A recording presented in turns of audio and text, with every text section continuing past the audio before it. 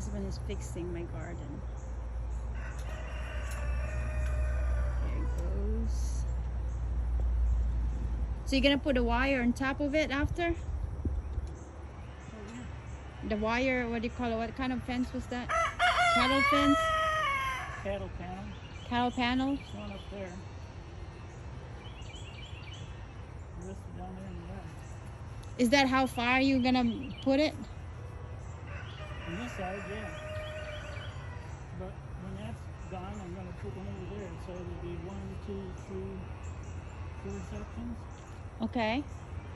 And then you're gonna put one more here or just leave it open? No, because this needs sun for those plants. Okay.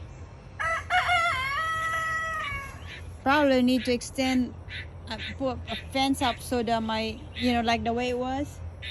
Yeah, it crashed down when I was trying to get those wires out for the wood things, and the wood things broke and collapsed and fell on it. But that was before I moved out from over there to there. So my string beans will have a place to crawl up. You should have planted them along this after we Well, got it done, but they didn't. no, I guess I'm just gonna leave them where it is, but I'm gonna have another one.